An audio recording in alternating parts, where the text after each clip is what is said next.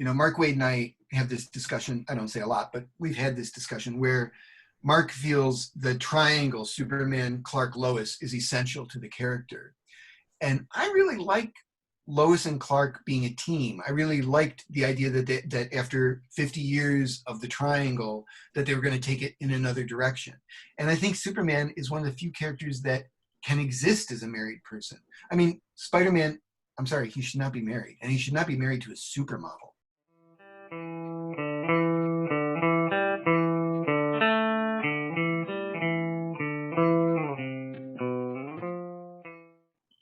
Welcome back, everyone, to the Comics Cube. Today, I sit down with Karl Kesel.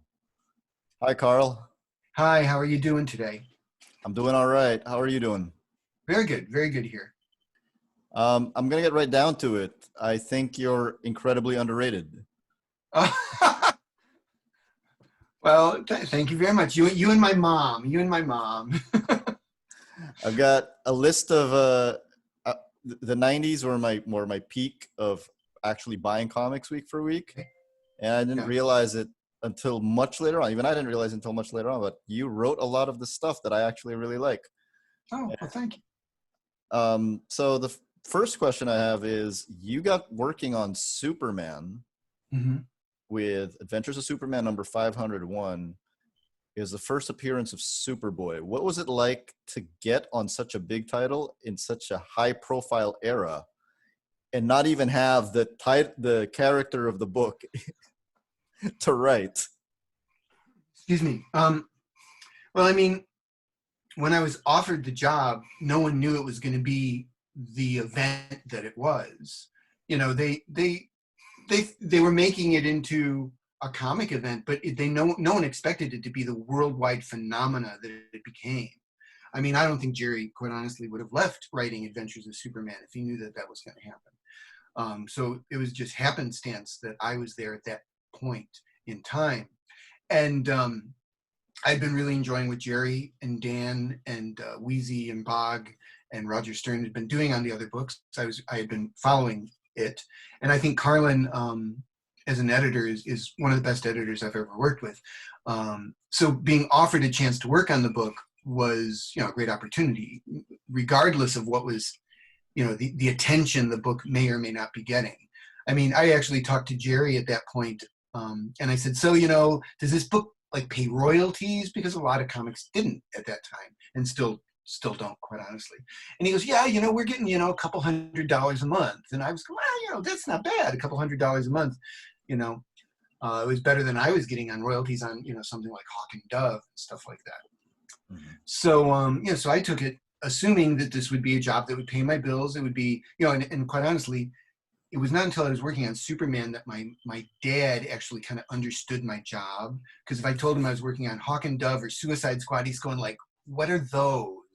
But if your kid is working on Superman, that he understood, Of course, yeah. So, and the fact that they had killed Superman off and it was decided to bring back these four posers, imposters, whatever you want to call them, that actually for me was a perfect way to segue into the book, because I didn't have to write Superman right away.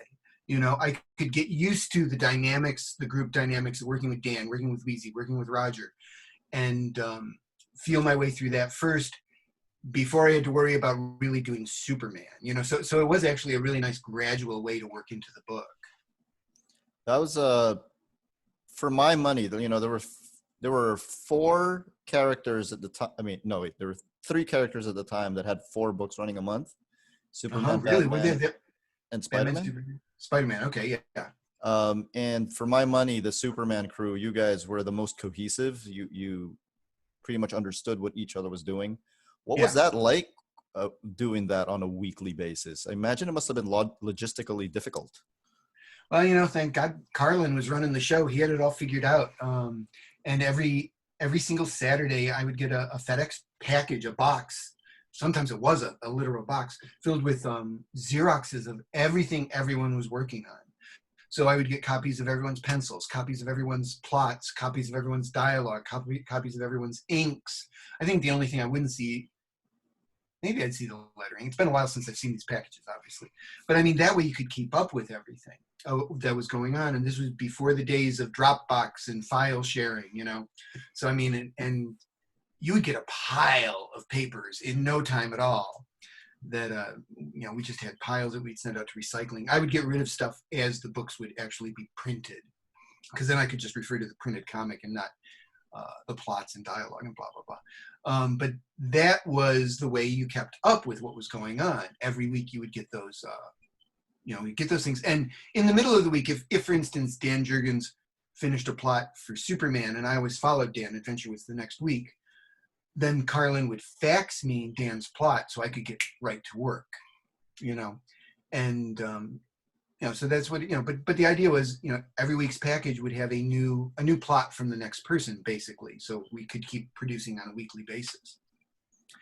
And, you know, it was an ingenious method. It really was. And, you know, as far as the art went, I wasn't involved with the art, but I know that the solution for, you know, like if Lois Lane was at the end of, say, Superman, and then appeared in the first few pages, you know, the story followed closely and appeared in the first few pages of Adventures of Superman. If Tom Grummett was drawing his first pages of Adventures before Dan drew his last pages of Superman, Tom could design what Lois was wearing. He could design the outfit, and then Dan would follow him. Whoever got to a scene first would design that villain, design, you know, what Jimmy was wearing, what Lois was wearing, design, you know, if they were in a restaurant, what the restaurant looked like. And whoever got there first designed it, and then whoever got there second had to follow that design. And it worked out, you know, it was actually a seamless way of working. It really was. That's amazing. What's it like being the co-creator of Superboy? Did you even imagine him lasting this long? No, I mean, you know, I have to admit, it's really gratifying that there is some few things that I've done in the industry that seem to have some legs. And Superboy is the one with the biggest legs, you know, the strongest legs. That might be the better way to put it. And, you know, when Tom and I created him, we were just creating a character we would have fun doing. And we had a lot of fun doing him. We had a ton of fun doing him. And it seemed that people reacted to that enjoyment. I know it just seems to have carried over, which, I mean, that's really what you want in comics. You want to express your love for the medium, and hopefully that connects with people. When I first, you know, took notice of your name way back in the 80s, it was as an inker. What made you shift over to doing the writing? But I'd always been interested in doing more than just inking. I'd gone to the Joe Kubert School in '77. I would have been in the second graduating class, but while I was at the Kubert School, I decided I wasn't cut out to be a cartoonist, because there was this other guy in the school named John Toddleben who went on to do Swamp Thing, and I still vividly remember. This was like before school even began, before Toddleben had classes. He was at his desk, and he took a 11 by 17 piece of paper. He took a pencil and he just made this big S shape on it. And then he took his brush and dipped it in ink. And by the end of like a couple of hours, based on that S, he had done this beautiful Frazetta sea serpent. And the only pencil line was that S. And I mean, that was the beginning of me thinking, I don't know if I'm cut out for this business, you know? And then I went, after 1 year at the Kubert School, I went to an art school, and I just kept gravitating back to comics. And so I decided, this is what I really want to do. But the point is, I had always aimed to do more than just ink. I was having trouble with the blank page, and one of my friends in college said, I really love your ink line. And then I thought, inking, maybe that's my doorway in. Maybe that's the door in. But from the very beginning when I got in, I was always bothering people with ideas. When I was doing inking Tales of the Legion of Superheroes, that was my very first regular inking job over Terry Shoemaker. Terry only lasted 6 issues, and he wanted to move on to something else. And I loved inking Terry. Terry's art was so beautiful. And that was nothing against the guy they brought on, some Joe named Dan Jurgens. But I really thought, I would really love to stay inking with Terry, and I heard Terry liked cars, so I actually came up with a pitch for a comic book based around cars, so that I could write it and Terry could pencil it and I could ink it. So even from the very early on, I was interested in doing more than just inking. And then we would, later, shortly after that, I would get on to Suicide Squad, and I was inking Superman. And I constantly bothered John Ostrander and John Byrne with ideas. And they were very patient, very nice. and every so often, one of my ideas would actually get picked up by them, which was thrilling. It was thrilling to see that happen. So, but I mean, John was always called me Karl Kesel, because I had all of these ideas I threw his way. And I would write really long letters to John Ostrander with Suicide Squad ideas, because I just loved that book. And he called those Kesel epistles, I believe he called them. But anyways. I realized I mispronounced your name. It's Kesel. I always thought it was Kesel. It's okay. I actually have cousins that say Kesel. And I guess it was like this religious schism in the family a few generations back. And so there's the Kesels and the Kesels. With Superboy, one of the things that really got me was Superboy was probably the most convincing teenage hero I've ever seen written. Oh my God, really? Well, thank you very much. I mean, I was just copying what Mark Waid was doing over in Flash. Or Impulse. I mean, I really thought Mark Waid knew how to write kids, and I didn't. But my God, I'm very impressed. Thank you. I don't even know what to say to that. I tried really hard, but I never was convinced. So I'm very satisfied other people were. I was wondering, like, how you got to write such a convincing voice. Because with Impulse, I know Impulse was a convincing kid, but I'm not sure. He was on that border between being a kid and being a teenager for me. Right. But Superboy to me absolutely felt like a teenager. And a big part of that is Tom's art, because he's one of those guys who can really draw teenagers really well. Right. But how did you find such a convincing voice because you weren't a teenager at the time? No. I mean, quite honestly, I've always struggled with trying to make my teenagers and younger characters sound like that, because of course I don't necessarily speak that lingo. I actually bought a slang dictionary so that I could see what the kids were saying. I mean, Mark Waid always said he would go to the mall and just listen to what people were saying, but I wasn't that good or that dedicated. And I don't retain things the way Mark does. Mark has got this ironclad memory. But I mean, I would refer to my slang dictionary an awful lot, and so I actually, as the book went on, I toned down the slang, because I started to understand the different schools of slang, and I'd just been throwing everything in. But so I've been combining like hip hop slang with California slang and stuff. And so later on, I started realizing the difference and started toning it down a lot. But I have to say, I feel I still to this day struggle with doing convincing younger characters. So I'm very flattered that it was convincing, and I'm a little surprised, quite honestly. I did my best. I always do my best. So I'm glad it worked. How does it feel being part of such a big event with such long-lasting repercussions? People are still buying that whole set from the death all the way to the return. Superboy and Steel have clearly lasted a long time. Yeah. Cyborg's still around. Cyborg is still around, yeah. I mean, like I said, you can't plan these things. At least I can't.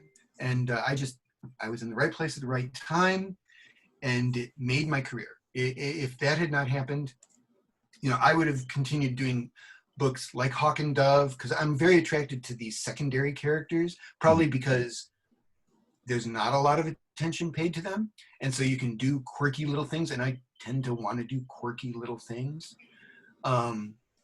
But this, threw me right into the deep end of the pool, threw me into the spotlight. It changed my whole life. It changed my entire life.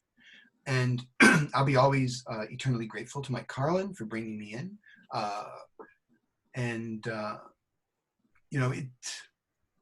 It was stunning. It was just stunning to be in the middle of it. I never expected that to be part of my career, quite honestly. This is a fanboy question. My next question is a fanboy question.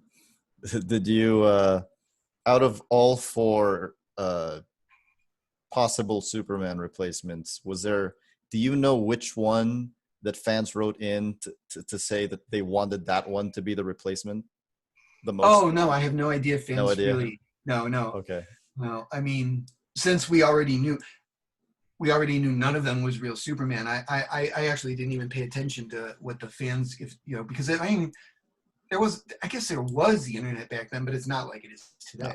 No. You know, so it wasn't like I could go see what the fans were saying about Superboy. It wasn't that easy. You were entrusted with the first story to showcase hyper time. Yeah, well, yeah, I guess that's true. That was such a big thing back then. So, or it would have been a big thing if it had been continued further. Yeah. Well, there's that.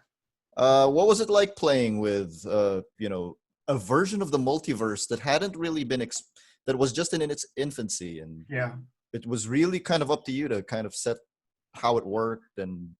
Yeah. Well, it's really interesting that I was thinking about, I was on Superboy with Tom. We were having a great time, and I was trying to think of what we were going to do next. And I had this idea of sending Superboy to all these different Elseworlds, right? Where there was different versions of Superboy. And I called up the editor, Mike McAvenny, at the time, and I outlined this idea because it would have to be approved by DC editorial. And after I got done saying, send Superboy through these Elseworlds, explore different versions of himself, he was like quiet for a minute. He goes, I think you should talk to Mark Waid and Grant Morrison, because they were already setting up Hypertime. That's where Grant came up with the name Hypertime. I didn't. And it was, once again, just the right idea at the right time. It wasn't like someone said, Carl's the guy that should do the first Hypertime story. It just so happened I was like putting the pieces in place, and Grant and Mark were over there, and they hooked us up. And Grant and Mark were very generous and said, yeah, Carl will do a great job. Let Carl do it. And the rest was our Hypertime story, which it probably was. I don't know. I think it was probably the high point of our whole Superboy run. It was a great story. And I still, just the other day, I was looking at some of the art Tom did. I was like going, my God, Tom was drawing his fingers off on this story. He crammed so much into every single panel. And I was thinking it, and I don't know how I possibly stayed on deadline with that book. Anyways. Yeah, I want to get back to that later at the end, because I want to talk about your inking towards the end of this interview. What was it like being one of the guys who married off Superman and Lois Lane? I really enjoyed being part of that. I know, Mark Waid and I have this discussion. I don't say a lot, but we've had this discussion where Mark feels the triangle, Superman, Clark, Lois, is essential to the character. And I really like Lois and Clark being a team. I really liked the idea that after 50 years of the triangle, that they were going to take it in another direction. And I think Superman is one of the few characters that can exist as a married person. I mean, Spider-Man, I'm sorry, he should not be married, and he should not be married to a supermodel, and I'm glad they got rid of that, Some people feel really strongly about that. Well, people feel really strongly about everything in comics. Yeah. There's always someone who feels strongly about something. But Superman actually can fit into a married life really well. And I really, I was all in favor of them getting married. I was really glad to be part of the wedding, although because of the Lois and Clark TV show, things had to be adjusted, and I wasn't really happy with that. But still, the idea that they got married and became that team, I really enjoyed. I always thought of them as, kind of like Nick and Nora Charles, the Thin Men, where, Superman's like Nick Charles and Lois was like Nora. And I really liked the idea of them playing off each other and the banter and them having a playfulness. I think they're a great couple, and they deserve to be together. So yeah, I was thrilled to be part of it, and still am a strong supporter of it. Are you surprised they're still together? I am still surprised. I am surprised, although I think once again Dan Jurgens proved that they work as a couple. So another reason that I think you're underrated is because you keep getting entrusted with with a bunch of projects that I don't think they would have just given to anyone. Like Final Night, that's a pretty big storyline, because not only is it a really good storyline because, you know, a bunch of them are powerless. Superman's extremely powerless. You killed Hal Jordan. Yeah, that was part of the story. Yeah. So, I mean, that, you know, came about. I mean, DC was obviously and still does do regular events. And so, you know, we all knew DC was always looking for events. It wasn't that anyone asked for events, from me at least. But in fact, what happened was Stuart Immonen and I were talking about, you know, there was a Superman Summit coming up. Well, what sort of stories are we going to put on the table? And Stuart was one that said, well, what if the sun went out? That would affect Superman's powers. And I said, well, it would affect a hell of a lot more than Superman's powers. And I mean, basically, that's when you suddenly realize you have this big story. And Stuart and I pitched it as a mini-series event, and DC was more than happy to do it. And I, you know, I wish I could tell you how Hal Jordan got involved. But it did become important to me somewhere in there that Hal redeem himself and die a hero's death. Mm-hmm. You know, I was not very happy with Parallax as a character. I really, you know, had a great love of Hal Jordan. He was always one of my favorite characters as a kid, the Hal Jordan, the Green Lantern. So, you know, I figured, you know, if they wanted to move on, they wanted to move on to Kyle Rayner, whoever, that's fine. I just wanted Hal to have, you know, go out on a high note. I really wanted him to go out a hero's death. And they let us do that, you know, so I'm really happy about that. And of course, you know, Hal's back now and he's better, so that's great. So, and Kyle is still around, so everything works out. Yeah. Everything works out perfectly. Yeah. What was it like working on the Amalgam books? Spider-Boy? Yeah, I love those. I have to say, I had heard vague rumors about those books, And when I first heard the rumors, I thought, this is a really bad idea. This is a horrible idea. But then they approached me about doing, you know, Spider-Boy, and what was the other? And then I co-wrote X-Patrol. X-Patrol. Yeah. X-Patrol with my first wife, Barbara. And once you got into the meat of it, it was a lot of fun. It was and you know, the two companies have, you know, it's not that they have similar characters, but they do have characters that mesh together exceedingly well. I mean, I think Mark Waid's Super Soldier, Captain America, and Superman, there's, while on a power level, they're very different, on like a psychological level, they're very, very similar. And they mesh together so well. And, you know, I just had a blast on the Amalgam books. That's how I say it, Amalgam. Yeah. And I'm sorry, I might be pronouncing it wrong. Well, I'm not going to worry about it. Yeah. But those were really, really, really fun books. In fact, after I got done writing Spider-Boy, I even said to Tom Brevoort, the editor, I said, I wish I had this much fun every month on the other books I write. And it wasn't like the other books were drudge work, but like the Amalgam book, the energy level was way up here. And I really enjoyed it. And quite honestly, a lot of that energy I tried to bring into Tom and my second run on Superboy. I mean, the whole high energy approach to the second run of Superboy came directly out of Spider-Boy. With Spider-Boy, I've been meaning to ask this, but Superboy and Spider-Man don't really seem like the most logical combination. I understand what you're saying. I'm happy they did it. Yeah. You know, and I think the two characters did mesh well. I mean, obviously Spider-Man, like the top character in Marvel. Superboy, well, he's kind of down there somewhere, you know, well under Batman, well under Superman, even under the Justice, you know.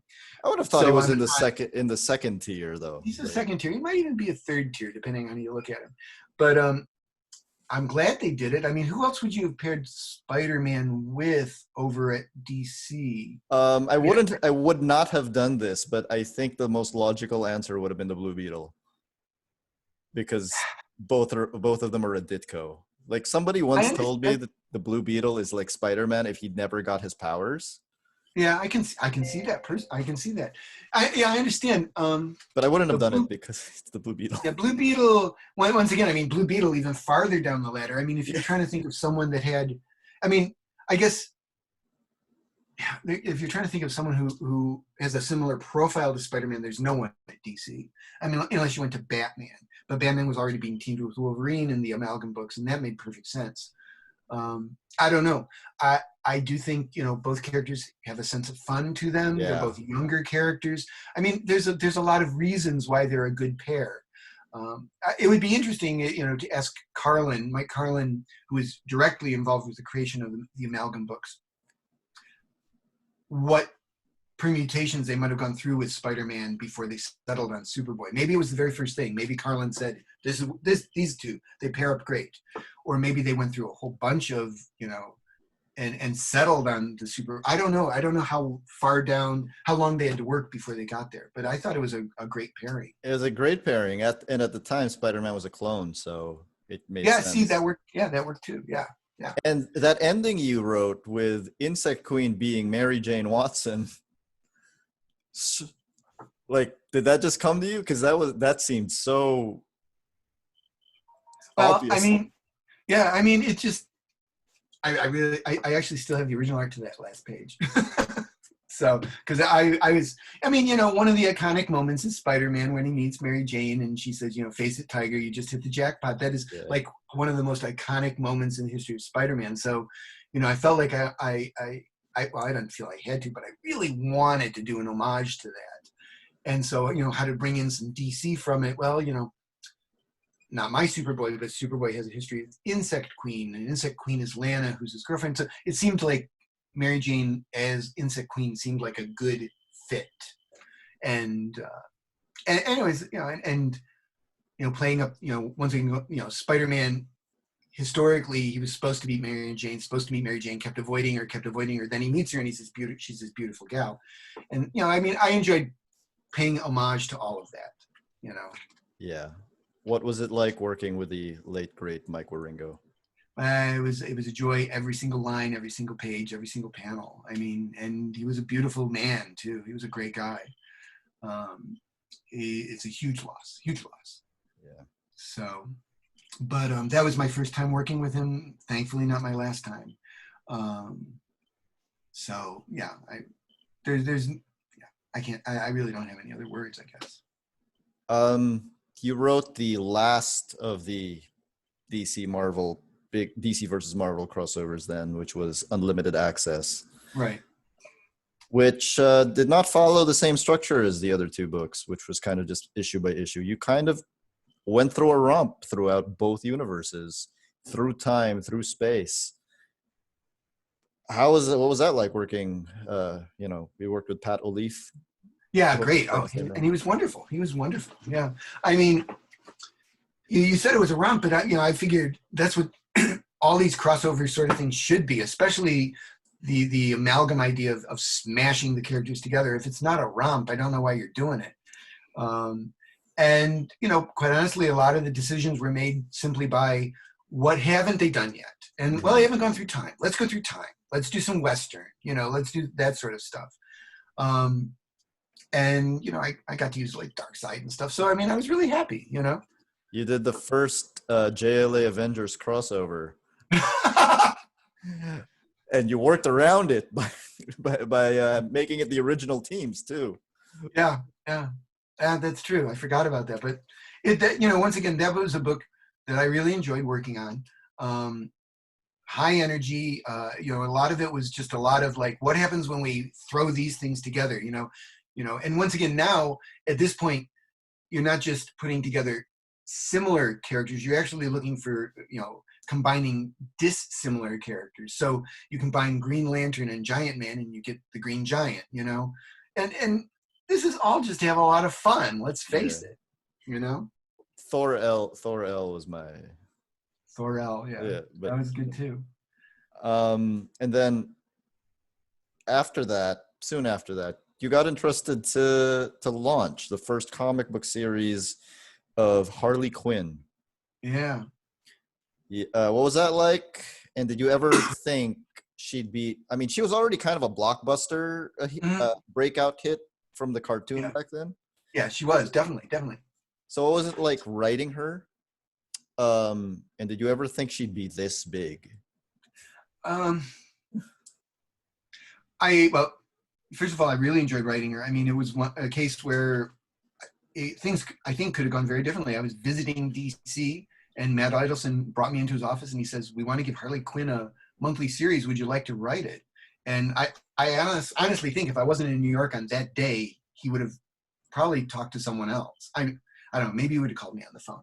But I'm really glad he talked to me. I mean, I will say to this day, I've never seen any of the original animated shows with Harley Quinn in it. Never. Hmm. I have seen a few episodes of Superhero Girls with Harley Quinn in it, but I've never seen the original, stuff that made Harley Harley. You didn't watch But I Batman the had animated series? what? You didn't watch Batman the animated series? I've never watched it. I Never. thought it would have thought it would have been required viewing for you guys. Ah, Just kidding. I hear it's great. I'm not trying Yeah. to, but I just never have gotten around to watching it. But I had read Mad Love, and I thought Mad Love was like the best comic like of the year that it came out. It was one of those things where as soon as I read it, I knew that Paul Dini and Bruce Timm, these guys like understand how comics work. It was just such a masterful story on every single level. And so based totally on that, I was a huge Harley Quinn fan, all based on Mad Love. And so given the opportunity to work on her, I was thrilled. And I was able to pull in Terry Dodson, which I thought was a good choice for a gal book. He knows how to draw him, and he's a great guy. I love working with him, and I think I had a huge amount of fun writing Harley Quinn. Editorially, they decided to take her in a different direction, and I was taken off the book, which made me very sad, quite honestly, because I had a lot of fun working on it. But this kind of segues into the next phase of my career, because I liked working on Harley Quinn so much. I've come up with a new character that I've kickstarted that is not exactly Harley Quinn, but I'm gonna get to her. I'm certain there's certain DNA connections, and that is because I missed working on Harley. Yeah. I'm gonna get to her that's later okay. on. Yeah. That's fine. I want to move on to Marvel for a bit. There's a couple of comics that I wanted to ask about. You wrote the issue of Fantastic Four where it's finally revealed, even though I think it was kind of obvious, that Benjamin Grimm, the Thing, is Jewish. Yes. How important was that to you? Well, I mean, when Brevoort approached me about writing some fill-in issues, he said to me, but we don't want them to be fill-in issues. We want them to be, stories that have importance to them. And so I said, well, I mean, Jack, he had it was always known that Jack had drawn a picture of the Thing, with a yarmulke and prayer shawl on. Mm-hmm. And I forget exactly why he drew it. It wasn't like in a comic. He had just drawn it. But the, people who knows Jack's work had seen it. And I said, well, what if we do the story where we reveal Ben is Jewish? And, I don't think any of us thought it was big. I mean, like NPR actually did a story about it, which, I was shocked. But it seemed to be, the thing to do at the time. And it revealed something about the character that, like you said, seemed to fit. It wasn't like we were revealing something that everyone goes, huh? Where'd that come from? And I do think it comes down to, I know, Stan Lee had said that, it was never their intention that Ben was Jewish. But I do think, especially as the series went on, I think Jack, and I'm assuming here, but I think you can see it. I think Jack put more and more of himself into Ben. He gave Ben the same childhood he had, Yancey Street and the Lower East Side and all of that. And smoking the big cigar and stuff. Yeah. There was a lot of Jack in Ben. And since Jack was Jewish, I don't think it's unreasonable to assume Ben was Jewish. And so it was, Tom gave me the go-ahead to do that. Stuart, of course, drew a beautiful story for it. And I'm very, very proud to have been, involved with that story. And I think since then, people like Dan Slott have used Ben's Jewishness to, create some great stories, some very touching stories. I really enjoyed the wedding of him and Alicia that Dan did. I don't know. It's like I said, it always seemed to be like you revealed something that we all knew was there anyways, so. It's a really good issue and has the Thing going back and confronting some of the things he's done in his past, but it's also really funny. Yeah. Well, really I believe, fun issue. I actually I'm a big fan of Joss Whedon, and I agree that humor and drama, they need each other. Mm-hmm. The tense, scary, dramatic moments need to be relieved by humor, and the humor makes those dramatic moments even more dramatic to me, And I do want to say one thing: the end of that episode where Ben, that issue where Ben is revealed to be Jewish, Steve Lieber, he came up with the end line, because I was telling Steve at one point, I got to write this issue where Ben's going to be Jewish, and Steve goes, yeah, someone say you don't look Jewish. Which I thought was so hilarious, of course. And so that became the final line of the book, where the villain says, you don't look Jewish. I was interviewing another writer from Portland today, and he was talking about how funny Steve Lieber was, too. Yeah, Steve's a great guy. Yeah. There's another Marvel comic that I picked up just randomly one time because I saw it came out. I didn't even see it in the solicits. It's Captain America Patriot. One of the first comics I ever read had the Liberty Legion in it. Oh, and yeah. I was just really curious about why all of a sudden in the 21st century there is a comic about Jeff Mace. Yeah. Well, I mean, I think there's a few reasons. One is at the time, if I get the timeline right, I mean, that was right around the time of the Captain America movie. So Marvel was looking for Captain America product to put out there. And just before that, Tom Brevoort, my patron saint at Marvel, it seems, Tom Brevoort had offered me the chance to write the All Winners Squad, a one-issue tribute to the All Winners Squad. That there were some, I don't even know why Marvel was doing that, but I got to write one issue of the All Winners Squad. So I'm writing it, and with the chronology as it was, this was the Jeff Mace Captain America, the second Captain America, because it happened after World War II. And so I was trying to get into the head of this character, and I started getting really interested in him, in that he actually stepped away from being Captain America. There was a point where he actually stepped away and got married and had a suburban life. And I was going, well, what's the story with this character? What led him to step away? What, after working so hard to become Captain America, dream come true. And anyways, I got very, very intrigued by who this character was. And I talked to Brevoort and I said, I think we got a good mini-series here. Captain America Patriot, about the Patriot's time as Captain America. And it got approved by Marvel. I actually wish there was more than 4 issues. I feel it was a little rushed, but still, it was a lot of fun to explore that character who, in many ways, he was the opposite of Steve Rogers in many ways. I mean, Jeff Mace was a reporter, so following the logic, he probably had a much more liberal bent than the military-minded people who created Captain America originally. And I saw that as an interesting dynamic, that he would probably have much more. And quite honestly, speaking about Jewish, no one's mentioned that I established Jeff Mace was Jewish also. You did, so yeah. There's been a Jewish Captain America. That's actually one of the things I wanted to ask about. Was there's a very powerful scene in Captain America Patriot where Jeff Mace as Captain America was going to go to the funeral of his friend, but his friend happens to be gay. And so therefore the higher ups tell him not to go as Captain America. Yeah. So he ends up going as the Patriot. You've worked in comics for a long time.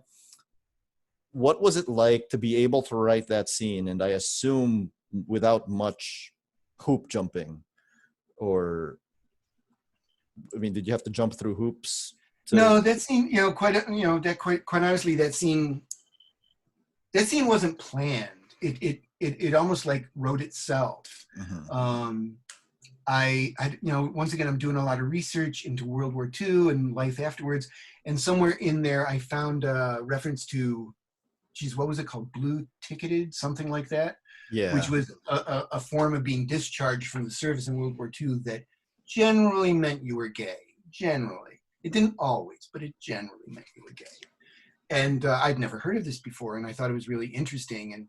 And I mean, a lot of times, I'm not trying to change the world here. I'm just trying to write good comics. And so one of the story problems I was dealing with was, well, he stops being the Patriot, but when he stops being Captain America, why doesn't he go back to being the Patriot? Why is the Patriot's costume folded up and put away? And these pieces came together so that, theoretically at least, if he had gone to the funeral as Captain America, that would have tainted Captain America, possibly undermined his credibility forever.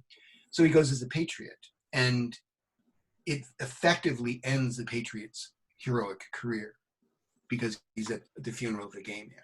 Mm-hmm. So, and he knows what he's doing, and it's more important for him to speak for his friend. So it's really powerful. And I wanted to ask you about your from your perspective, the story of guerrilla comics. Yeah. So what happened there? A lot of good intentions and a lot of bad luck is really what happened there. I mean, what it came down to, as I remember it, and other members might remember it differently, was we had been talking to a financial backer who we were going to have the best of both worlds. We were going to be able to work on our own comics, but we were also going to be able to be paid a page rate that we could live on, commensurate with what Marvel or DC was paying us. And so we all started working on our books, expecting we would get these checks pretty soon to pay our bills. And at least in my case, when those checks didn't come, it became very hard to continue working on it. I was doing my best to do that. But in my particular case, I then got divorced. And at that point, I could no longer afford to keep working on a book that paid me no money. I just simply couldn't. So for me personally, there was a number of insurmountable obstacles to continue working on Guerrilla. We all started with the best of intentions, and if the money had come through, we would have all kept doing it forever. But it didn't. It just didn't come through. At the time, you were working on Section Zero. Yes. And you chose to continue it much later on with a Kickstarter. Yeah. What was it about Section Zero that is just a story that made it just a story that needed to be told? Well, I mean, Section Zero is, for me personally, basically everything I want to do in comics. I'm very, very attracted to adventure comics, and even though Section Zero has characters with powers, with abilities, I do still see it very much as an adventure comic. But I mean, I think you can make a strong argument that Fantastic Four is an adventure comic too,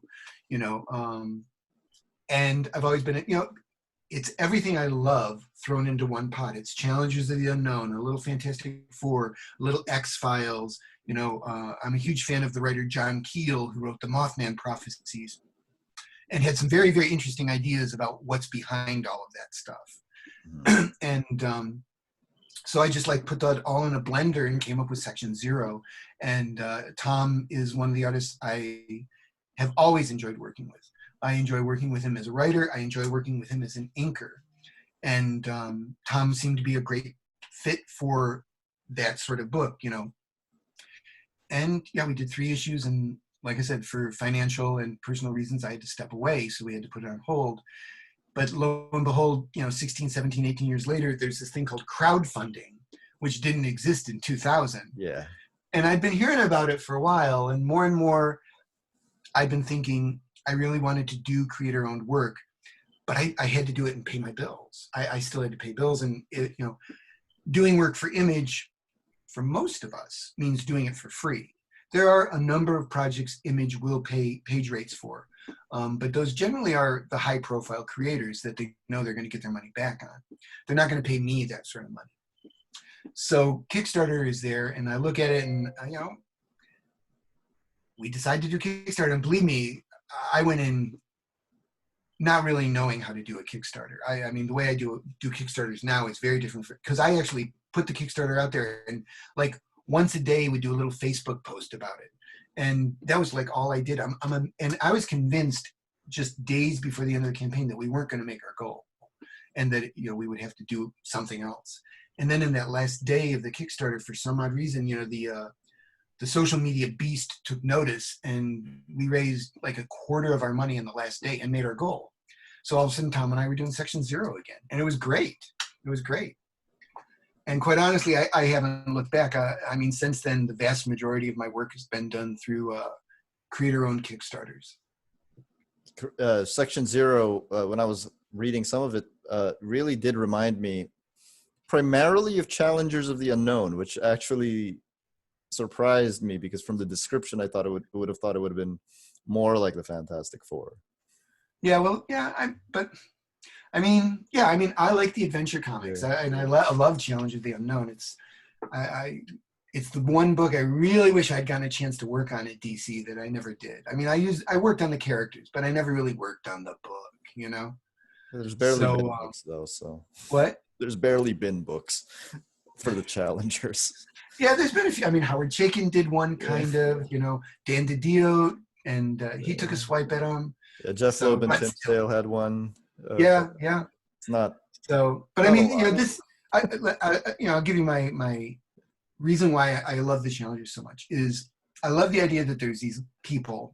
They don't necessarily have to be all guys, but there's people with just skills and abilities and smarts. Mm-hmm. And a lot of luck. They got some luck going for them too.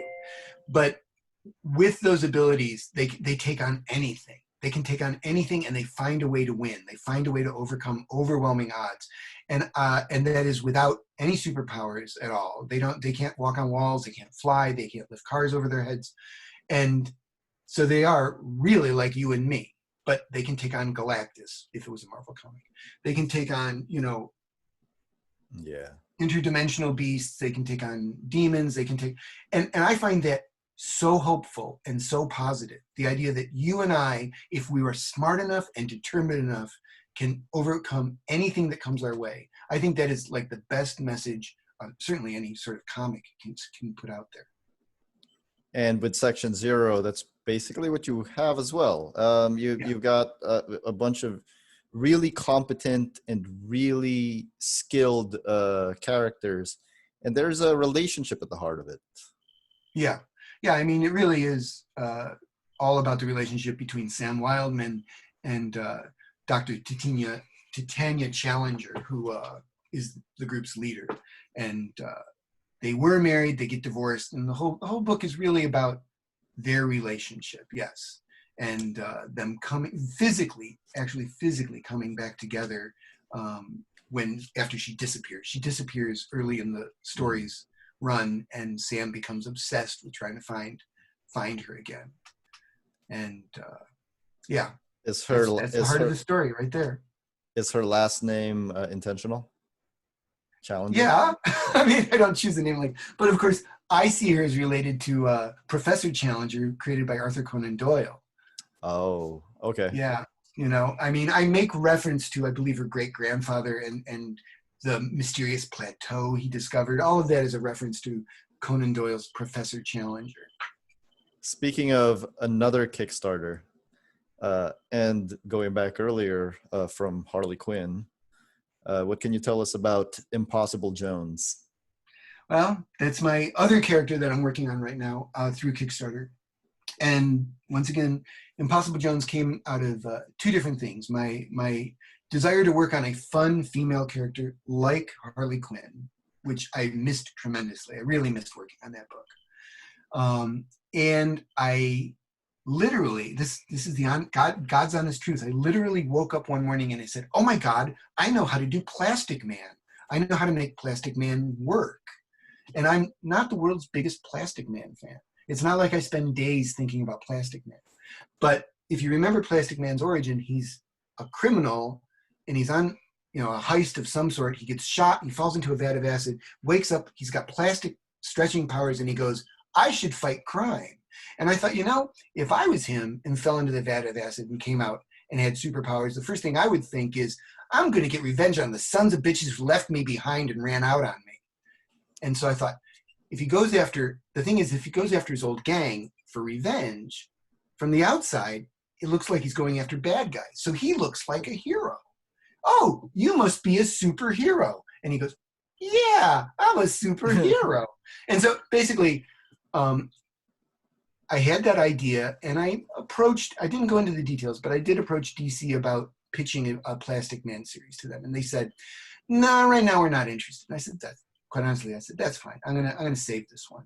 And somewhere in there, I combined the Plastic Man idea with the female Harley Quinn idea and came up with Impossible Jones. And that's what happens. She's a thief, and she's on a job, and something happens to her, and she gains powers, and she says, I'm gonna give payback to those guys who left me behind to die. And people see her and they think she's a superhero. And then she thinks, cops don't shoot at superheroes. This could be handy.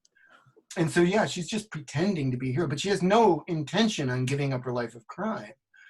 So, in fact, one of her best friends is a gal named Holly Days, who is actually very much a Harley Quinn clone. I actually wanted to show that there was a difference between Harley Quinn and Impossible Jones. So Holly Days is very Harley Quinn. And she and Impossible Jones are very good friends, even though, even Holly Days goes, but I'm a bad guy. To close this off, I'd like to talk about your inking. Okay. So the first thing I want to know is, what are the things that you wish people knew, even fans, about inkers?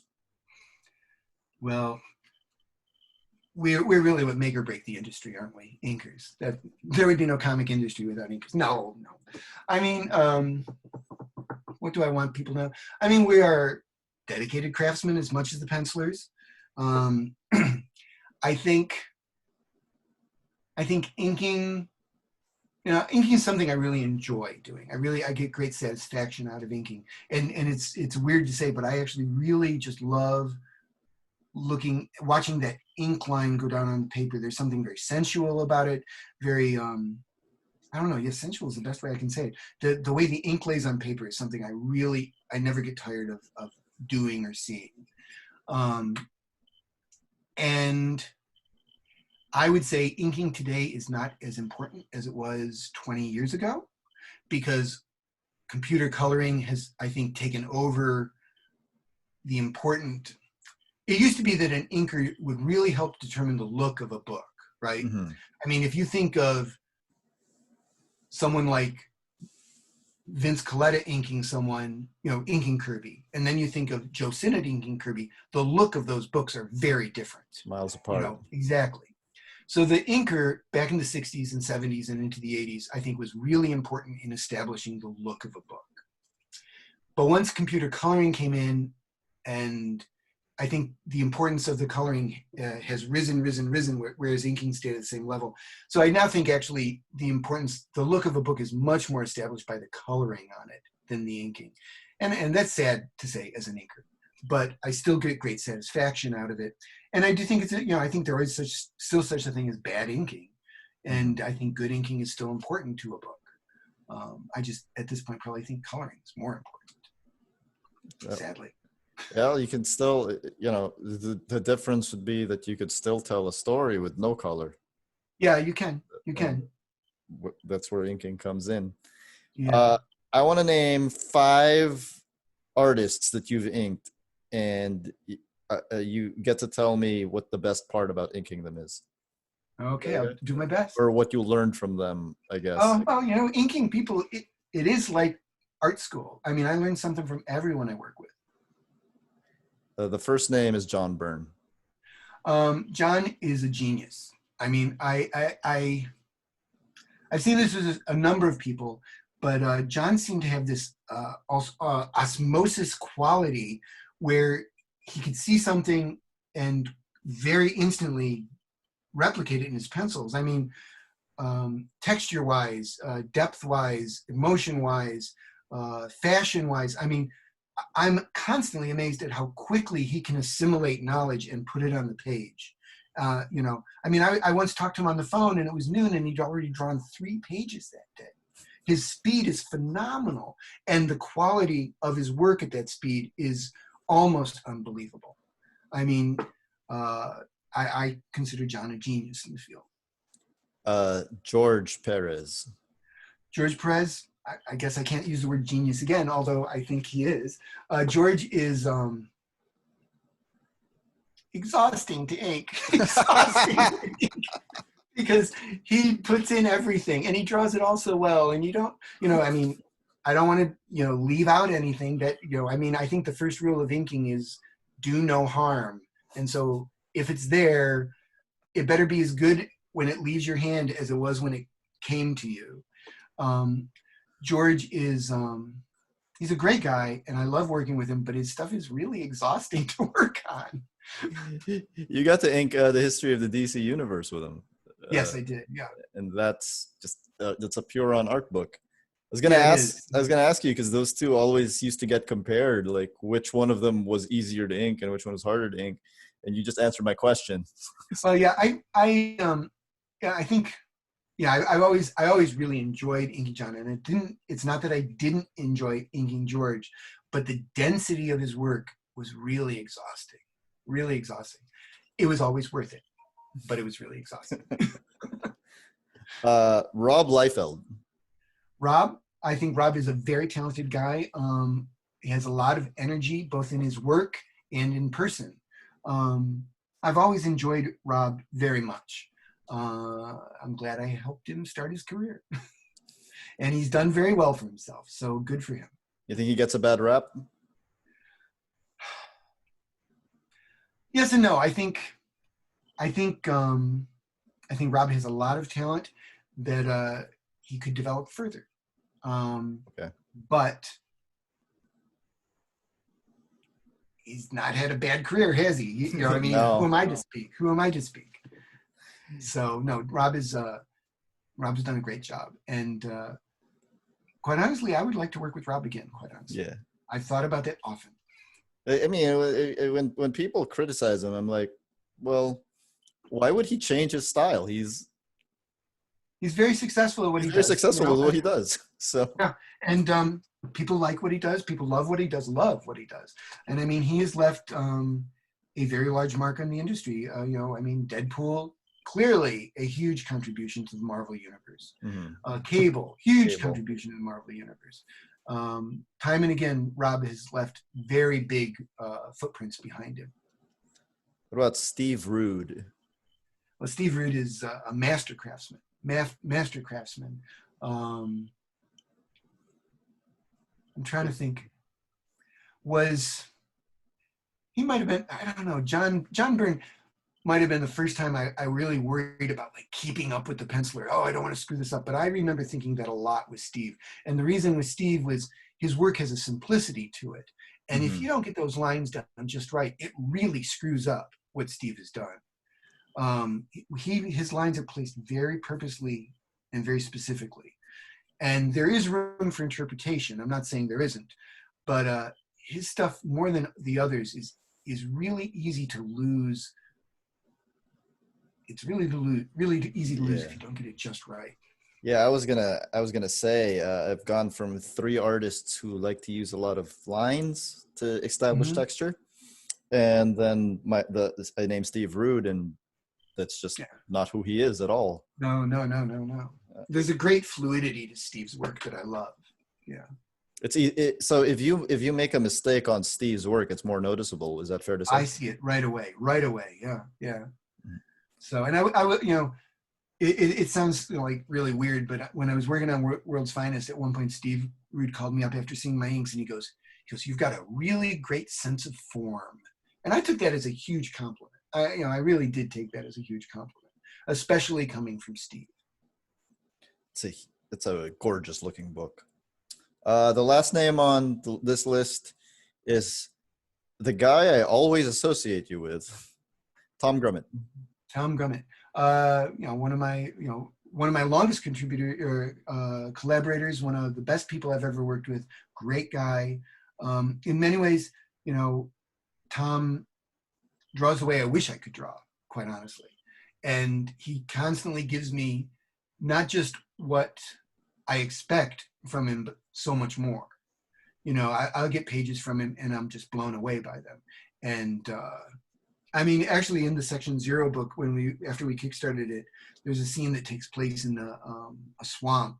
And when I started getting the pages from him, I honestly thought, I got to be careful or I'm going to screw these pages up. It was one of those moments where I knew what Tom had drawn was so right for that scene, and I had to capture it just correctly, or I wouldn't be doing him justice. But that's what's great working with Tom, is that he keeps giving me those sort of things, even after 30 years of working with him off and on. And you know, he's a phenomenal talent and a really, you know, probably one of the nicest people I've ever met. Great guy. I think he's underrated too. Yeah. So no, we're working on another Section Zero book slowly, but we're working on it, and he still does amazing work, and I enjoy every moment we get to work together. So thanks to crowdfunding, there is a Section Zero. Yes, there is. Thank you. And I will put, so for everyone watching this, the description at the bottom of this video will have the link to the Impossible Jones thank you. crowdfunding. Is it on Kickstarter? It's on Kickstarter, right? Well, it's not on Kickstarter anymore, but quite honestly, if you go to impossiblejones.com, it'll take you to my website where you can still order the book. Okay. And we're like weeks away from finishing the pencils and art on it. Weeks away, like 3 weeks, and the art should be done for that whole book. Is there a release date that we're looking at? You know, I'm talking to different printers, and if I do a domestic printing, we'll get the book out very quickly. And if I end up going to China, or I'm even talking to a printer in Bulgaria, then we're talking about shipping the books in containers across the ocean, and it starts to be like a 4 or 6 month delay. So I can't tell you. I'm hoping one way or another to have the book out by the end of the year or extremely early next year at the very latest. Will it be out on Comixology or? Maybe in the future, not right now. Okay. All right. So. Thank you, Karl. This has been it's been great to talk to you. This has been a great talk. Thank you very much.